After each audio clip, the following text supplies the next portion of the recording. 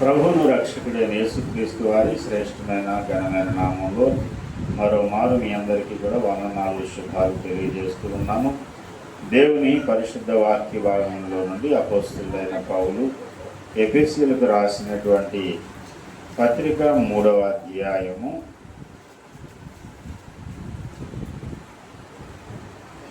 ఎఫెసీ పత్రిక 3వ అధ్యాయము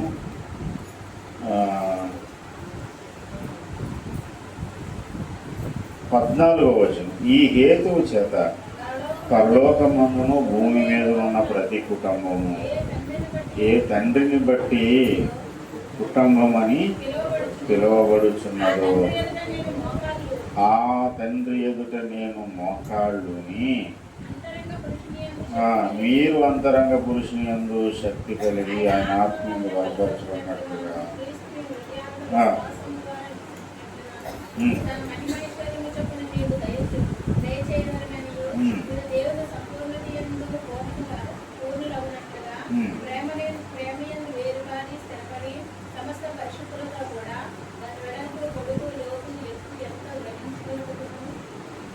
జ్ఞానమునకు మించిన క్రీస్తు ప్రేమను తెలుసుకొనుటకును తగిన శక్తి గలవారు కావాలననియు ప్రార్థించుచున్నాను. చిన్న మాట దేవుని సహాయం కోరుకుంటున్నాను. ప్రేమ కలిగిన మా తండ్రి, పరిశుద్ధిగా జీవాధిపతి నీకే వందనాలు. సమయంలో నీ బిడ్డలు నీ సన్నిధికి తీసుకొచ్చిన అర్పణలు, కానుకలు, దశమ భాగాలు మీరు అంగీకరించి లేచి మా ఇళ్ళకు వెళ్ళబోతున్నాం నాయన. మీరే మా యందు కనికరపడి మాట్లాడి మా హృదయాలు ప్రభా తెప్పరవచ్చి ఈ వాక్కును మా హృదయంలో నాయన తండ్రి స్థిరపరచండి. వ్యతిరేకంగా పనిచేస్తున్న సాతాను కార్యములన్నింటినీ యేసునామములో బంధించి దూరంగా పొమ్మనాటి తేటగా సూటిగా నీ దర్శనం ఇవ్వండి నాయన. మీరు మాట్లాడండి. దాసుడు నీ వాడు, నీ ప్రజలు నాయన, మేమందరం నీ సొత్తు తండ్రి. నీ సొత్తైన మమ్మల్ని దర్శించి మీరే మాట్లాడండి. ఇక నువ్వు నీ సన్నిధికి రాలేకపోయిన బిడ్డల కొరకు ప్రార్థన చేస్తున్నాను. కనికరపడండి, వారికి ఒక అవకాశం ఇవ్వండి. మీ సన్నిధిలో వర్ధిల్లే భాగ్యం బిడ్డలకు దయచి అయ్యా, వచ్చిన ప్రతి ఒక్కరిని మీరు దర్శించి మీరే బలపరచండి. వ్యతిరేకంగా పనిచేసిన సాతాను శక్తులను బంధించి పారద్రోలండి నాయన. మీరే మాటనంతా ప్రభావం పొందవలసిందిగా అద్భుతాలు చేయగలిగిన యేసునామములో స్తుతించి ప్రార్థించి బ్రతిమలాడి వేడుకుంటున్నాం తండ్రి. ప్రభువునందు ప్రియమైన దేవుని బిడ్డలారా, ఎఫెసీ పత్రిక 3వ అధ్యాయము 1వ వచనంలో అంటాడు అపోస్తలుడైన పౌలు, అన్యజనులైన మీ నిమిత్తము పౌలను నేను ప్రార్థించుచున్నాను.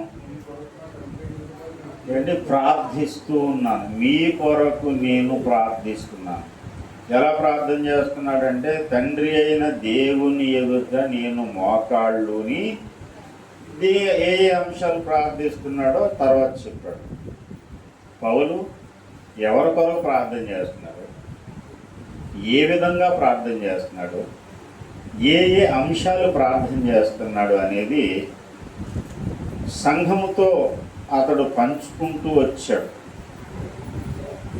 ఫిలిప్పీ సంఘానికి కూడా పత్రిక రాసి 1వ అధ్యాయము 9వ వచనంలో, మీరు శ్రేష్టమైన కార్యములను వివేచింపగలవారగుటకు మీ ప్రేమ తెలివితోనూ సకల విధములైన అనుభవ జ్ఞానముతోనూ కూడినదై అంతకంతకు అభివృద్ధి పొందవలనని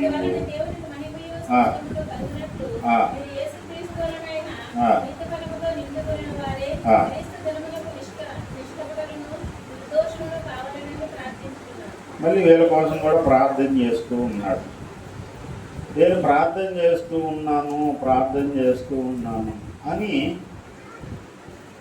సంఘానికి పత్రిక రాసి తాను ఎందుకు ప్రార్థన చేస్తున్నాడో, ఏ విధంగా ప్రార్థన చేస్తున్నాడో వివరిస్తున్నాడు. ఎందుకు అలా వివరించాలి? నువ్వు ప్రార్థన చేసింది ఎవరి కోసం ప్రార్థన చేస్తున్నావు? ఎవరు వింటారని ప్రార్థన చేస్తున్నావు పౌలన్నయ్య అంటే, దేవుడు వింటాడనే ప్రార్థన చేశాడు, లేకపోతే అతను ఎవరి కోసం ప్రార్థన చేస్తున్నాడో వీళ్ళు వినాలని కోరుకుంటున్నాడా?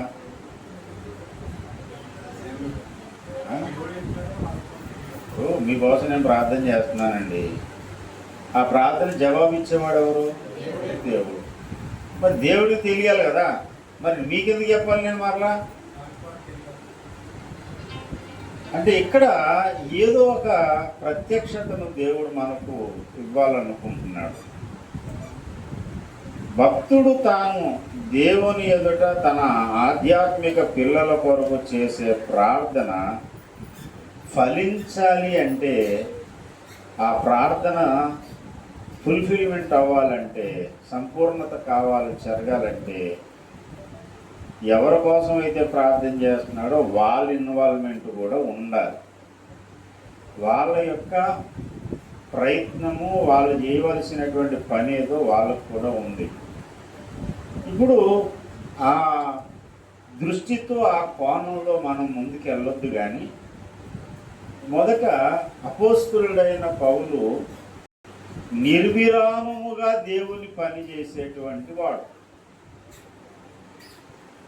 తిమోతికి చెప్తాడు, సమయమందును అసమయమందును కూడా వాక్యాన్ని నువ్వు బోధించు.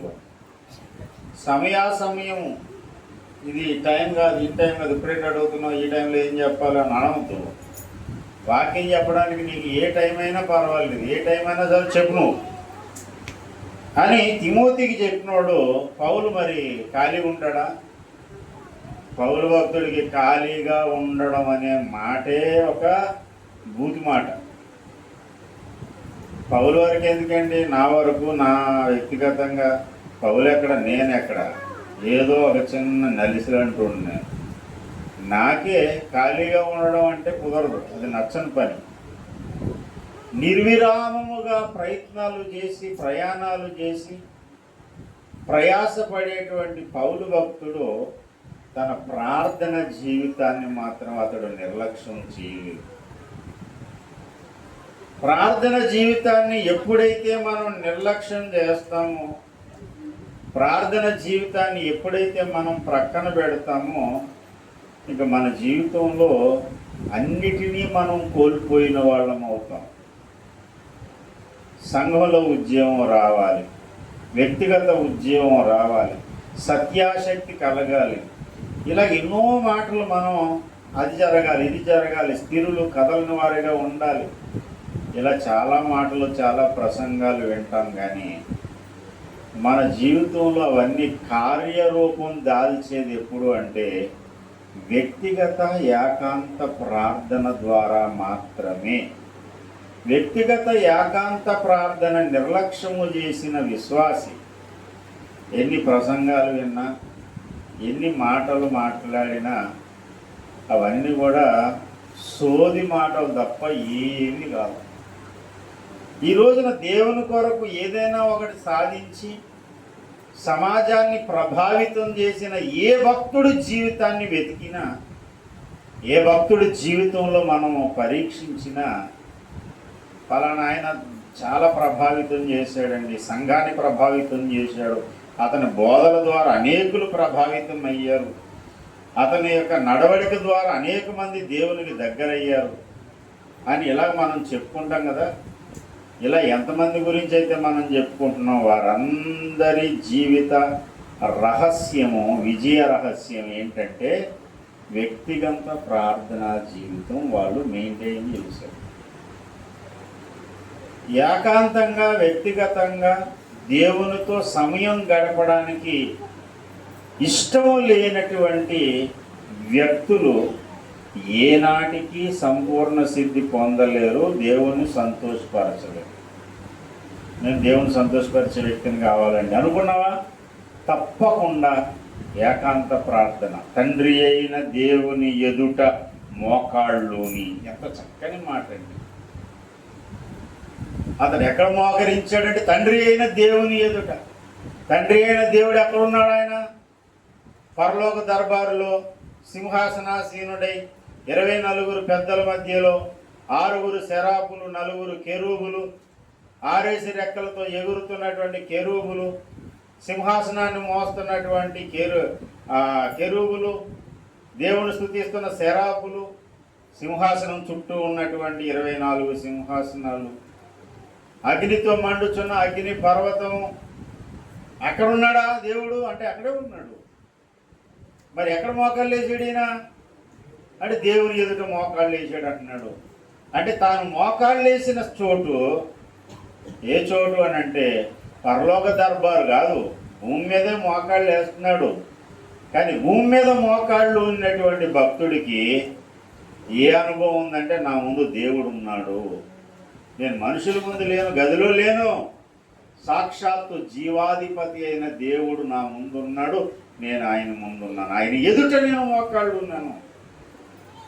ఈ స్పృహ కలిగిన వారు మాత్రమే నిజమైన ప్రార్థనా పరులు కాగలుగుతారు. ప్రార్థన చేయడానికి మోకాళ్ళుని ఏదో నా గదిలో ఉన్నాను, మంచం ముందు ఉన్నాను, ఇది కాదు. నీ మైండ్ సెట్ ఎక్కడికి వెళ్ళాలి అంటే సింహాసనాసీనుడైన దేవుడి ముందుకు వెళ్ళాలి. నేనున్నది నా దేవుడి ముందు ఉన్నాను, నా దేవుడు నేను చూస్తున్నాను, ఆయన ఎదుట నేను ఈ యొక్క అపీల్ చేస్తున్నాను, ఈ అంశాలు దేవుని ముందు అడుగుతున్నాను అనే స్పృహతో మనం ప్రార్థన చేయగలిగితే ఆ ప్రార్థన జీవితం, ఆ కథ, వ్యవహారం మారిపోతుంది. కొంతమంది చాలా నిర్లక్ష్యంగా అంటే ప్రార్థన చేసే సమయంలో ఏదో అనాలోచనగా ఏది పడితే అది మాట్లాడతారు. ఏదో ఒకటి అంటే ఇది అమ్మా కొంచెం స్టవ్ కొంచెం సిమ్లో పెట్టు, స్వాతంత్ర ఆయన ప్రభా రాత్రి అంతా కాపాడేవు నాయన, వందనాలు ప్రభా. కొల చెప్తున్నావు, కొంచెం కొల కట్టేమా, నీళ్ళు పోతున్నట్టునే, దేవా స్తోత్రం తండ్రి, వందనాలు ప్రభా. మరి నువ్వు చూసుకోవాలి నాయన, నువ్వు కాస్తే ఎవరున్నారు ప్రభా, ఎదురు వస్తుందంటే పడుకుంటాను నాయన. ఇవన్నీ ఎందుకు వస్తాయి అనుకుంటున్నారు? నేను దేవుని ఎదుట మోకాళ్ళు ఉన్నాననే స్పృహ లేదు. ఆ స్పృహనోడికి ఎవరితో మాట్లాడు. నేను మోకరించి ప్రార్థన చేసుకునేటప్పుడు నా దగ్గరికి ఎవరినో వచ్చి ఏదైనా సోదెట్టాడు అనుకోండి, నాకు చాలా కోపం అవుతుంది. దేవుడితో మాట్లాడుతున్నాను. అయ్యగారు చెప్తారు చాలాసార్లు, విన్నారా, వచ్చి ప్రార్థన చేయమంటారండి. అయ్యగారండి నాకు ఒంట్లో బాగాలేదు, ప్రార్థన, ప్రభువా నీకు వందనాలు, మీ కుమార్తెను మీరు జ్ఞాపకం చేసుకోండి, ఆరోగ్య సమస్యతో బాధపడ, కాలు నొప్పి మధ్యలో ప్రాంప్టింగ్, ఓ తండ్రి కాలు నొప్పితో బాధపడుతున్నారంట తండ్రి. కుడికాలు ఎడంకాలు కరెక్ట్గా చెప్పకపోతే దేవుడు ఒక కాలు అనుకుని ఇంకో కాలు తీసేస్తాడా? దేవునితో మాట్లాడుతున్నాను స్పృహ లేదు. ప్రార్థన చేసుకున్న వాళ్ళు పట్టుకెళ్ళి సోది ఎట్టదు. ఎప్పుడు ప్రార్థన చేసుకున్న వాళ్ళ దగ్గరికి వెళ్ళి చాలా చాలా టైం అయిపోతారు. రా ఏం మాట్లాడుతున్నావు, ఎవరితో మాట్లాడుతున్నావు? దేవునితో మాట్లాడుతున్న స్పృహ నీకు ఉండాలి. ప్రార్థన చేసుకోవడం అంటే దేవునితో మాట్లాడు, దేవుని ఎదుటున్నాను అనాలోచనగా ఉండగలుగుతారా? ఇక్కడ నేను చెప్తున్నానండి, నేను లేను ఇక్కడ. నేను లేనప్పుడు ఒకలా ఉంటుంది మీ మైండ్. సరే పాస్టర్ గారు నాకు ఎదుగున్నానా, ఎవరిని పడదో తెలియదు, మామూలుగా ఉండదు పరిస్థితి. ఉన్నటువంటి నేను తేడాగా చేసామంటే మాత్రం కుంకుడుపుడు స్నానం ఈరోజు అని కొంచెం జాగ్రత్తగానే ఉంటారు నాకు తెలుసు. స్కూల్లో టీచర్ ఉన్నప్పుడు పిల్లలు ఎలా ఉంటారు? వాడు అల్లరికి ఐకాన్ అయినా సరే వాడు టీచర్ ముందు మాత్రం సంకల్లో చేతులు వెళ్ళిపోతాడు. క్లాస్లో టీచర్ ఉన్నంతసేపు విండర్ ఆఫ్ సైలెంట్, మామూలుగా ఉండదు. పక్కకి వెళ్ళగానే ఇంకంతే, మామూలుగా ఉండదు. కమేజ్ ఎగరేస్తాడు అన్నాడు, కాగితాలు జింపి పైకి ఎగరేస్తాడు. అదే టీచర్ రాగానే ఏం చేస్తుంది? మొత్తం చాలా క్రమశిక్షణ, విధేయతకు మారిపోయారు అన్నట్టుంటారు. ప్రియమైనటువంటి దేవుని బిడ్డలారా, నా ముందు దేవుడు ఉన్నాడు, సర్వశక్తి కలిగిన దేవుని ముందు నేను మోకరించను అనే స్పృహతో నువ్వు మోకాళ్ళు ఉంటే నీ మాటలు జాగ్రత్తగా వస్తాయి. అంటే దేవుని ఎదుట నువ్వు మాట్లాడడానికి నువ్వు యొక్క పెదవులకు తొందరపడనీయొద్దు. పెదవుల ద్వారం కాపు పెట్టు. ఆయనతో ఎలా మాట్లాడాలో అలా లిమిట్గా మాట్లాడు, పద్ధతిగా మాట్లాడు. ప్రసంగి గ్రంథం 5వ అధ్యాయంలో ఇదే చెబుతాడు. నువ్వు దేవుని ఆలయంలోకి పోయినప్పుడు నీ ప్రవర్తన జాగ్రత్తగా చూసుకో, ఎందుకంటే ఆయన ఆకాశం మీద ఉన్నాడు. చదవండి ఎవరైనా, మొదటి నుంచి చదవండి. ప్రసంగి గ్రంథం 5వ అధ్యాయం. నీవు దేవుని మందిరంలోకి పోయినప్పుడు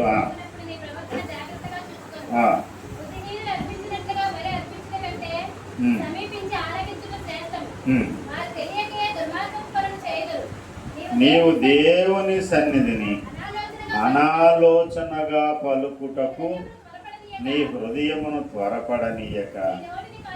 అబ్బాబాబా, ఏం చేయాలట? అనాలోచనగా పలకడానికి నీ హృదయమును త్వరపడనీయొద్దు. నీ నోటిని కార్చుకును.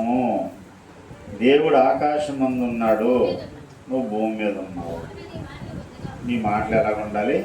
కొద్దిగా ఉండాలి. ఏదో నోటికి వచ్చిందల్లా రాజకీయ నాయకులు కుడి ఎడమ లేకుండా వాగ్దానాలు చేసేసినట్టు.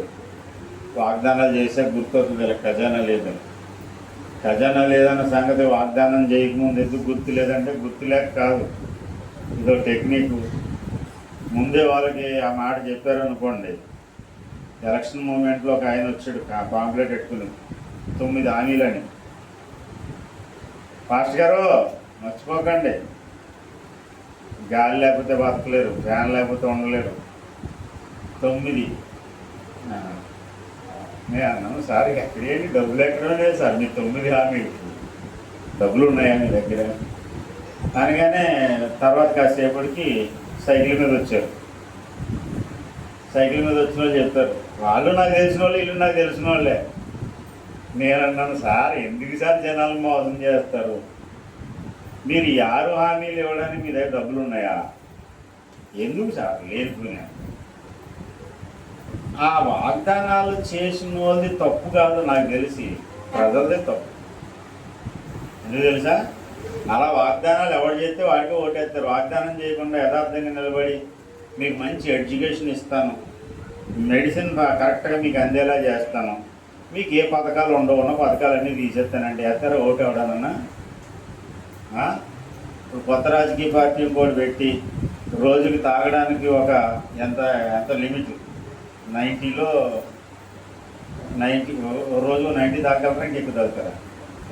90 ml 180 ml మీకు ఫ్రీగా పోతానని ఎవడన్నా కొత్త పార్టీ పెట్టాడు అనుకోండి, ఇంకంతే ఓట్లన్నీ వాళ్ళకి పోసేస్తారు, పులోని గుద్దేస్తారు. హామీలు ఇచ్చేటప్పుడు వెనక ముందు లేకుండా రాజకీయ నాయకులు హామీలు ఇచ్చినట్టు దేవునితో కూడా నువ్వు వాగ్దానాలు చేసేయొద్దు, త్వరపడనియొద్దు. ఉదయాన్ని నువ్వు మొక్కుబడి చేసుకుంటే చెల్లించు. మొక్కుబడి చేసి చెల్లించకుండా ఉండడం కంటే అసలు మొక్కుబడి చేసుకోకపోవడమే మీరు.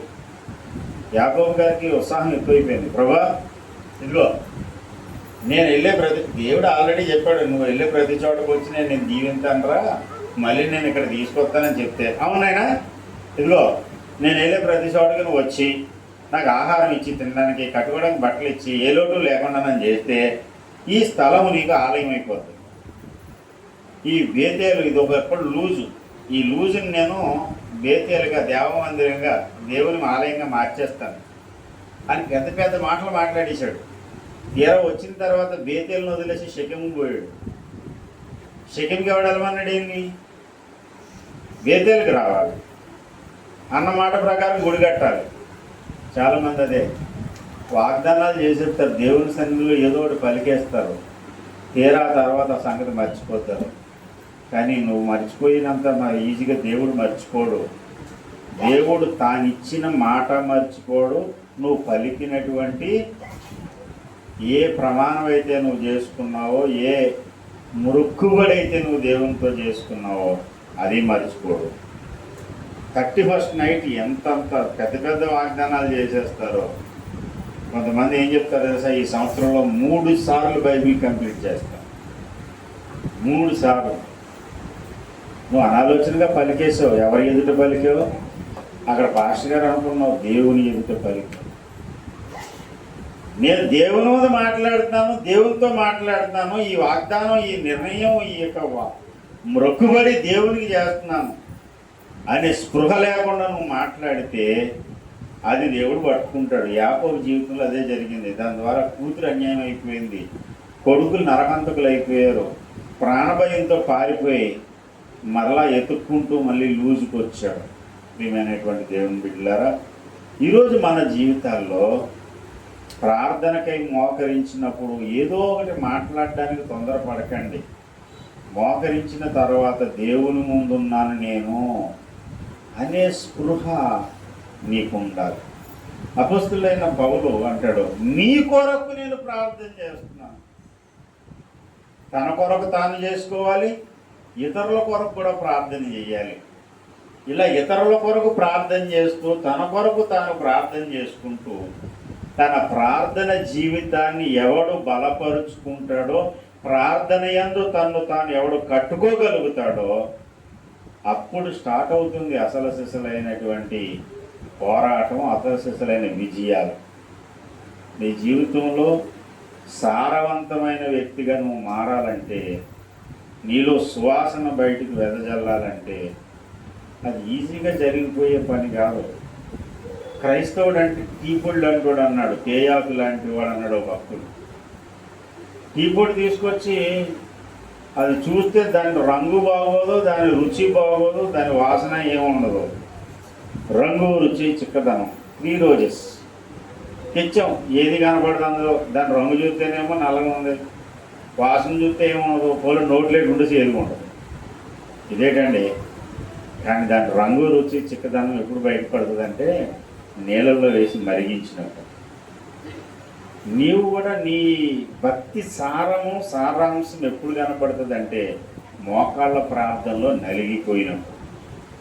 మోకాళ్ళ ప్రార్థనలో నలగని క్రైస్తవుడు, నలగని వ్యక్తి దేవుని కొరకు ఏది సాధించలేడు. తన బ్రతుకు వల్ల తనకు ప్రయోజనం ఉండదు, ఇతరులకు కూడా ప్రయోజనం ఉండదు. ఏదైనా కాస్తంత సమాజానికి ఉపయోగపడాలంటే, నీకు నువ్వు ఉపయోగపడాలంటే ఒకే ఒకటి, నేను దేవుని ముందు మోకరించాననే స్పృహ కలిగి ప్రార్థన చేయడానికి, ప్రార్థన పోరాటం చేయడానికి సంసిద్ధం అవ్వాలి. ఎవరికి వాళ్ళు నేర్చుకోవాలి. అపోస్తలుడైన పౌలు అదే చెప్తున్నాడు, నేను తండ్రి అయిన దేవుని ఎదుట మోకాళ్ళు అని. ఒకరోజు చేసి ప్రార్థన మానేశాడా అంటే, పౌలు కానీ పౌలుతో పాటు ఉన్నటువంటి వ్యక్తులు కానీ ఎలాంటి లక్షణం కలిగిన వారు అంటే, ప్రార్థనలో ఒకరోజు గడిపి వదిలేసినటువంటి రకాలు కాదు వీళ్ళు. కొలసీ పత్రికలో పౌలు అనుచరుల్లో ఒకడైనటువంటి ఎపఫ్రోదీతు గురించి చెబుతాడు. అతడట ప్రార్థనలో పోరాటమే చేసేస్తున్నాడట. మామూలుగా ఒకరోజు చేసి వదిలేయట్లేదు. 4వ అధ్యాయం 12వ వచనంలో, మీలో ఒకడును క్రీస్తు యేసు దాసుడునైన ఎపఫ్రా మీకు వందనములు చెప్పుచున్నాడు.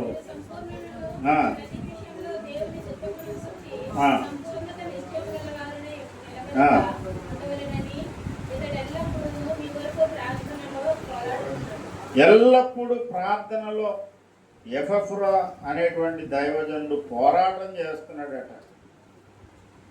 అపోస్తలుడైన పౌలు కూడా ప్రార్థనా పోరాట వీరుడు. తన జీవితంలో అంత్యమ గడియ వరకు ఆగిపోకుండా సాగిపోయాడు. ఎంత చక్కని మాట చెప్పగలిగాడంటే ఆయన జీవితంలో 2వ తిమోతి పత్రిక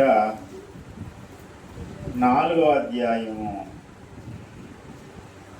6వ వచనం, నేను ఇప్పుడే పానార్పణముగా పోయబడుచున్నాను, నేను వెడలిపో కాలం సమీపమై ఉన్నది, మంచి పోరాటము పోరాడి తిని. ఏం పోరాటం చేశాడు? మంచి పోరాటం. ఈ రోజుల్లో కొంతమంది అడవి బాట పట్టినటువంటి అన్నలు ఉంటారు. అడవి బాట పెట్టాడు, అడవిలో అన్న ఎంతో కష్టపడి అంటే నక్సలైట్ల గురించి చాలామందికి రకరకాల అభిప్రాయాలు ఉంటాయి. వాళ్ళు దుర్మార్గులని కొంతమంది, మంచోళ్ళని కొంతమంది, సమాజాన్ని మేలు కోరే వాళ్ళని కొంతమంది, ప్రభుత్వానికి హాని చేసేవారని కొంతమంది. వాళ్ళకి నేను సపోర్టు చేయను, వాళ్ళని నేను మెచ్చుకోను, వాళ్ళని నేను వ్యతిరేకించను. నాకు అవసరం లేని సబ్జెక్టు. నక్సలైట్లని అనుకూలంగా నేను మాట్లాడి దేశద్రోహిని కాలేను, లేకపోతే నక్సలైట్లని ద్వేషించి నక్సలైట్లకి ద్వేషిని కాలేను. నాకు అవసరం లేదు అది. మరి అవసరం లేనప్పుడు ఎందుకే చెప్పడం అంటారా? అంటే నాకు ఒకటి వాళ్ళ నుండి మీకు నేర్పించదలుచుకున్నాను. అదేంటంటే, వాళ్ళు చేస్తున్న పోరాటం వల్ల మేలు కలిగిందో కీడు కలిగిందో పక్కన పెట్టండి. ఒక్క రూపాయి ప్రయోజనం లేకపోయినా అడవులంటే తిరుగుతున్నారు వాళ్ళు. అడవులు బట్టి ఆకలి బాధ భరించాలి. ఒకసారి ఒక ఇంటర్వ్యూలో చెప్తాడు ఒక మాజీ నక్సలైట్, ఎన్నో రోజులుగా 4-5 రోజులు తినలేదంట. ఒకసారి తిండి వంట చేసుకుంటున్నారంట. ఈ లోపల పోలీసులు రాగానే ఎక్కడిదక్కడ వదిలేసి పరిగెత్తారంట. ఎందుకు సార్? ఏమి సాధించాలనుకున్నావు? ఏ ఫలం కొరకు నువ్వు ఇన్ని పాటలు పడుతున్నావు? సమాజాన్ని మార్చాలి. మార్చింది ఎప్పుడు జరిగింది? ఏది మార్చగలిగారు మీరు? అంటే ఏదైనా సరే మన ఉద్యమం వర్ధిల్లాలి, విప్లవం వర్ధిల్లాలి, విప్లవం వర్ధిల్లాలి. ఏం విప్లవమో ఏం వర్ధిల్లాలో తెలియదు, కానీ పోలీస్ కోటాలకు మాత్రం వీళ్ళు బలవడం మాత్రం తప్పట్లేదు. ఎప్పుడు ఏ బుల్లెట్ వాళ్ళ గుండెలను తాకుతుందో తెలియదు. గద్రన్న పాడతాడు, వీరుని గుండెనంట బుల్లెట్ ముద్దాడే, వీరుడు నేలకు ఒరిగి నేలను ముద్దాడే, నేల తల్లిని ముద్దాడే అని పాడు. వీరుణ్ణి బుల్లెట్ ముద్దాడిన ఏం సాధించారు అన్నయ్యలు మీరంటే? ఏం లేదు, నేను సాధించాలి, విప్లవం వరదెల్లాలి. వారు తెలియని పోరాటం వాళ్ళు చేశారు. కానీ పౌలు అంటాడు, నేను మంచి పోరాటం పోరాడాను. ఇంకా మిలిటరీ వాళ్ళు, ఆర్మీ వాళ్ళు ప్రాణాలు తెగించి వెళ్ళారంటే ఇవరు బాబు మేము దేశం కోసం చేసామని చెప్పడానికి ఉంది. దేశం వాళ్ళ వెనకాల నిలబడుతుంది, కాస్త జీతం వాళ్ళకి దొరుకుతుంది, గౌరవం ఉంటుంది. ఇంత కష్టపడి అడవిలో ఒకవేళ అన్నగా చనిపోయాడు అనుకోండి, ఒక నక్సలైట్ ప్రాణాలు విడిచిపెట్టాడు అనుకోండి, ఈయన మావోడే అని ఎవడన్నా రావడానికి కూడా భయపడతారు. ఎందుకనంటే ఇతని మీద కూడా నక్సలైట్ ముద్ర వేస్తారని. తెలియలేని పోరాటం. అలాగే నిన్న దుర్మార్గుల వాళ్ళంటే మంచి చదువుకున్న వాళ్ళు కూడా ఉంటారట అందులో. మరి ఎందుకు అలాగ అయిపోయారంటే ఎన్నో కారణాలు ఉన్నాయి, వాళ్ళ కారణాలు వాళ్ళకు ఉన్నాయి. కానీ ఒక మాట నేను చెప్తున్నాను, ఏమి సాధిస్తారో తెలియని దానికోసమే వాళ్ళు అంతగా పోరాటం చేస్తుంటే, ప్రజలను పాపము నుండి చీకటి నుండి విడిపించి నిన్ను మహిమలోనికి చేర్చేటువంటి మహిమగల పోరాటము ప్రార్థనా పోరాటం. దేవునికి స్తోత్రం కలుగును గాక. ఇది ఫలరహితమైన పోరాటం కాదు, ఫలభరితమైన పోరాటం.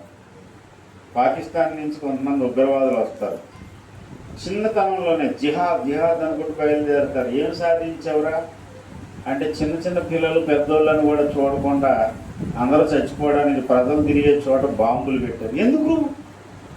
ఆ బాంబుల దాడిలో వాడు చచ్చిపోతాడు. ఒక్కోసారి మానవ బాంబుగా మారి వాడు చచ్చిపోయినా అనేక మందిని చెప్పేసినా సరే వాళ్ళ లోపల కసి మాత్రం తీరదు, ఇంకా ఏదో సాధించాలి. పనికిరాని పోరాటాల కోసం ప్రాణాలు అర్పించే వాళ్ళు ఎందరో ఉంటే, ప్రార్థన పోరాటం కోసం నువ్వు ఎంత సమయం కేటాయిస్తున్నావు? మంచి పోరాటం ఏదైనా ఉందంటే ప్రార్థన కోసం, దేవుని సన్నిధిలో ప్రార్థన పోరాటమే మంచి పోరాటం. సత్యం కోసం చేసే పోరాటమే ప్రార్థన పోరాటం. నశించిపోతున్న ఆత్మల కొరకు నువ్వు చేసే పోరాటమే మంచి పోరాటం. ఇలాంటి మంచి పోరాటం పోరాడాను అని ఆఖరికి ఒక సాక్ష్యం చెప్పుకునే స్థితిలో పౌలు ఉన్నాడు. ఎందుకనంటే అతడు ఎడతెగకుండా ప్రార్థన చేసే వ్యక్తిగా ప్రతి సంఘానికి చెప్తున్నాడు, సంఘమా మీ కొరకు నేను ప్రార్థన చేస్తున్నాను. ప్రార్థన చేసే వాళ్ళ యొక్క జీవితాలు, ప్రార్థనాపరుల యొక్క జీవితాలు ఫలభరితంగా ఉంటాయి. వారిని బట్టి ఇతరుల జీవితాలు వెలిగించబడతాయి. పొలం చూసి నక్కవాతలు పెట్టుకున్నట్టు ఎవరో కొన్ని డైలాగులు చెప్పారని ఆ డైలాగులే మనం ఇంకోళ్ళకి అప్పచెప్తే ప్రభావం అల్లదు. ప్రజల్లో ప్రభావాన్ని కలిగించేది ప్రార్థనే. ప్రార్థన భారము, ప్రార్థన అగ్ని ఎవరిలో మండుతూ ఉంటుందో వారు సమాజాన్ని ప్రభావితం చేసే వ్యక్తులు అవుతారని పదే చెప్తున్నాను ఈ ప్రసంగంలో. ఎందుకు చెప్తున్నాను తెలుసా? మీరు ప్రార్థనా పరులు కావాలి అని. అమ్మా ఇలా ఉండదు, అలా ఉండదు, టైంకి రండి, సువార్త చెయ్యండి, ప్రేమ చూపించండి, సహించండి, ఒకరినొకరు ఓర్చుకోండి, ఇలాగ ఎన్ని చెప్పినా అవన్నీ ప్రసంగాలు కానీ ఆగిపోతాయి. కానీ నువ్వు ప్రార్థనలో కానీ నడిచావు అనుకో, మిగతా పనులన్నీ ఆటోమేటిక్గా సాగుతాయి. దేవునికి స్తోత్రం. ఇందాక మొదటి ప్రసంగంలో కూడా చెప్పాను, ప్రార్థనే ప్రేమ అనే మంటలు రేపుతుంది. మండుతున్న పొయ్యిలో అగ్గిలో ఆర్జ్యం పోసినట్టు ప్రార్థన చేసేవాడు యొక్క వ్యక్తిత్వము ప్రేమ అనే జ్వాలలో రేపుతుంది. దేవుని కోసం నేను ఏమైనా చేసేస్తాను. ఎన్ని ప్రసంగాలు చెప్పండి, ఎన్ని చెప్పినా సువార్తకు రారు. కొంతమంది గుడికి మేకపోతుంది తోలికెళ్ళినట్టు తోలికెళ్ళలేదు, బలిచ్చేయడానికి మేకను తోలికెళ్తారు చూడండి, అలా తోలికెళ్ళాలి. అయినా సరే మధ్యలో ఒక వంకలు చెప్తారు. ఆఖరికి ఏ వంక దొరుకుతుందా అని బాగా చూసుకుంటే వాడికి జాక్పట్ లాంటివి ఏదో ఒకటి దొరుకుతుంది, ఏదో వంక. ఫస్ట్ గారండి చాలా ఇంపార్టెంట్ అండి.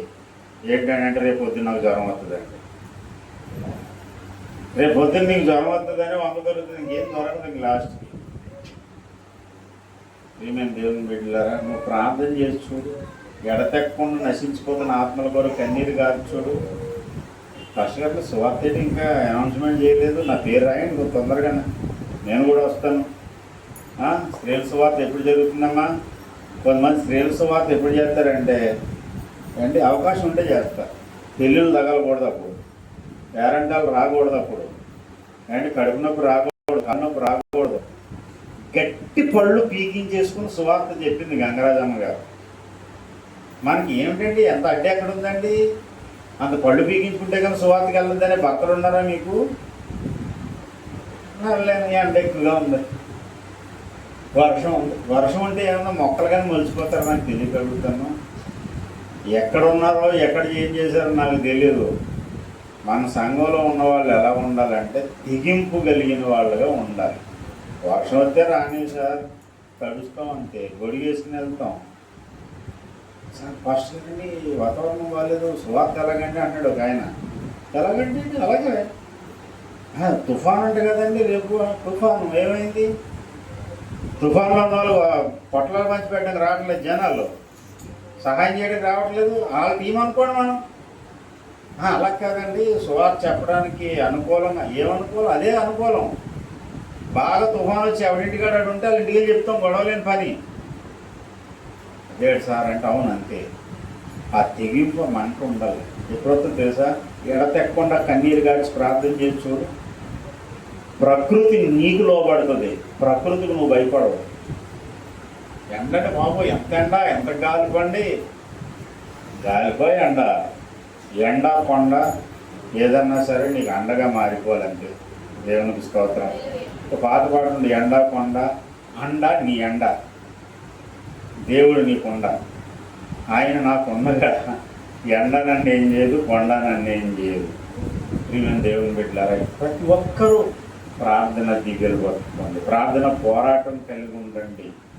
నీళ్లతో తండ్రి అయిన దేవుని ఎదుట నేను మోకాళ్ళలోని మీ కొరకు నేను ప్రార్థన చేస్తున్నాను అనే ప్రార్థన అనుభవంలో నీకు వచ్చిన నాడే ఈ జిడ్లన్నీ ఉండవు, వంకలన్నీ ఉండవు. మా సువార్తకి ఎందుకు రారండి అని అడిగాము కూడా ఏమన్నా. సువార్తకి చూద్దాం, వద్దాం, ఇంకా మనకి టైం ఉంది. ఎప్పుడు టైం ఉంది? సామంతరం వెళ్ళిపోయి సంజనారం కూడా వచ్చేసింది, అది అక్కడ నిండిపోయి ఇక్కడికి వచ్చేసింది. అక్కడికి వెళ్ళాక టైం ఉంటుందా నీకు? ఎక్కడికి?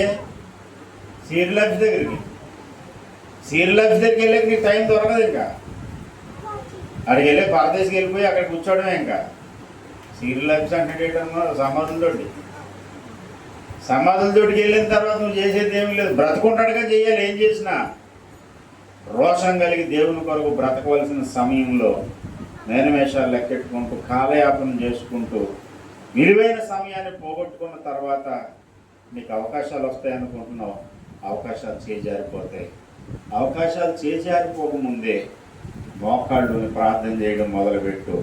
నశించిపోతున్న ఆత్మల కొరకు నువ్వు పరిగెత్తగలుగుతావు. అసత్యంలో ఉన్న వారిని సత్యంలోకి నడిపించగలుగుతావు. దేవుని సత్యాన్ని పరిచయం చేయగలుగుతావు. అటువంటి ప్రార్థనాత్మతో దేవుడు మనల్ని అందరినీ నింపునుగాక. రండి మనం ప్రార్థన చేసుకుందాం. ప్రార్థన సమయం. ప్రార్థన చేద్దాం. ప్రార్థన దేవా నన్ను దర్శించు